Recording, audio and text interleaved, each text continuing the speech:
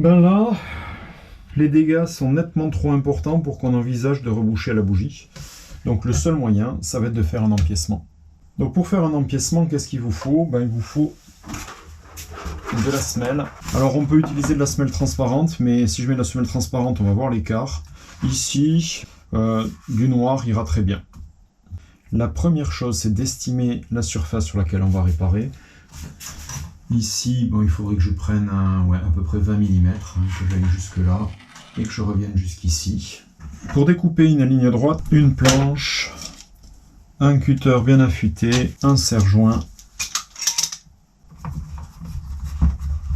deuxième.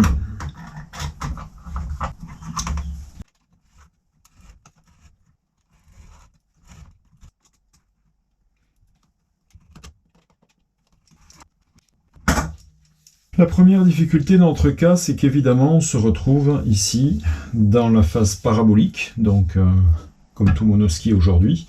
Donc si je mets ici un trait droit, et ben l'autre bout, j'ai un manque. Donc la seule solution, ça va être de redécouper cette semelle. Le seul moyen pour le faire, ben, c'est de profiter que la carre, elle fait exactement la même dimension. Donc je vais m'aligner à l'extérieur et utiliser ma carre pour pouvoir faire mon arrondi. Donc je reprends ma planche et mes serre-joints et je vais positionner la semelle en parallèle. Hop, je retourne et je vais pouvoir, grâce à mon cutter, utiliser la carre comme une règle. La lame rentre petit à petit et hop, je vais pouvoir décrocher jusqu'au bout.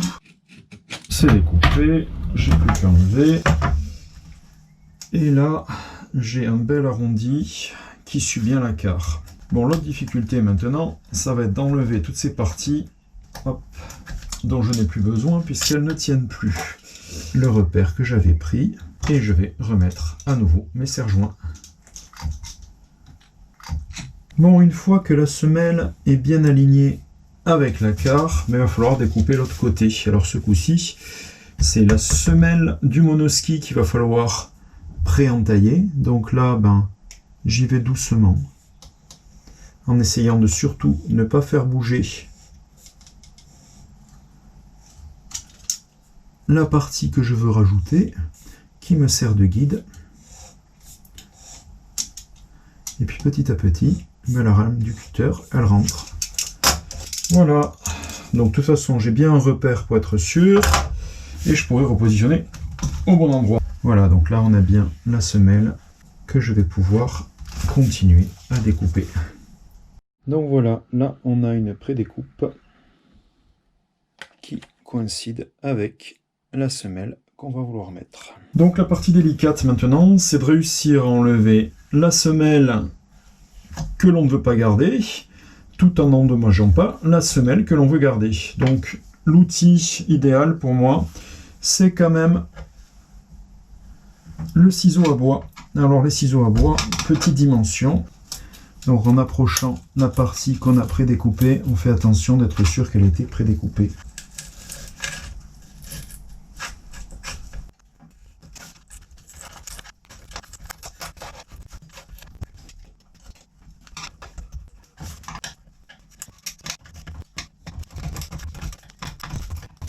Le plus délicat réalisé, il va falloir nettoyer un petit peu quand même. C'est l'heure de vérité.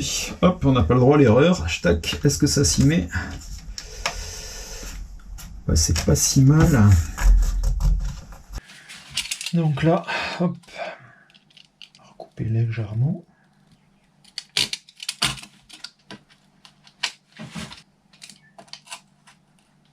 Voilà. Bon, une fois les finitions terminées, où on sait que c'est parfaitement ajusté, on va pouvoir commencer à préparer la colle. Alors la colle, la seule chose que j'ai trouvé d'à peu près convenable en grande surface de bricolage, c'est la Loctite. Alors il y a de la 3 minutes, mais ça c'est beaucoup trop rapide. Le mieux c'est la 5 minutes. Voilà, on n'en a pas besoin de beaucoup, il ne faut pas que ça déborde après, donc on mouille bien partout, mais pas beaucoup. Alors on se trompe pas, donc je vais la mettre comme ça, donc c'est ce côté qu'il va falloir pré-encoller. Voilà, on enlève l'excédent. Et maintenant, il va falloir positionner. Tac. On enlève les taches et on maintient avec de serre-joint. Bon, mais de retour, la colle ici est prise.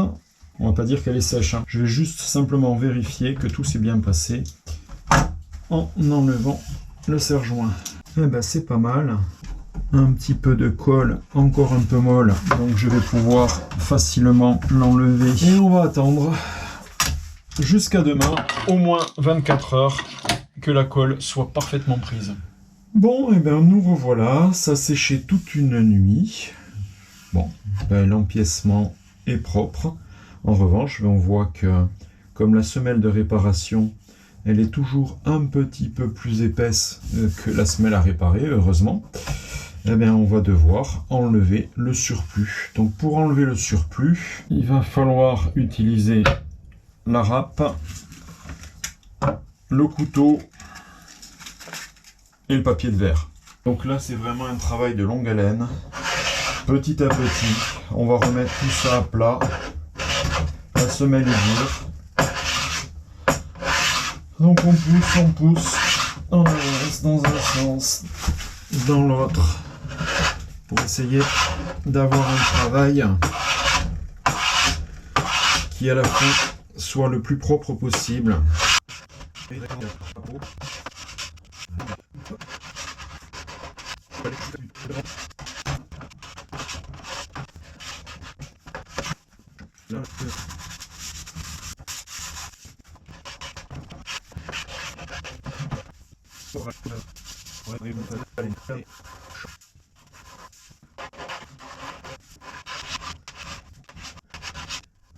En tous les cas, tout ça, au bout d'un temps certain, qui vaut pas du tout le coup. Faites-le faire par un professionnel, vous aurez quelque chose de beaucoup mieux, et vous n'y aurez pas passé un temps fou, des énervements longs, et puis quasiment 1 heure de finition, 1 heure de préparation, donc bon, voilà. Il vous faut un bon week-end, de la patience et des outils. Si vous n'avez pas ça, ben vous n'arrivez pas à la finition.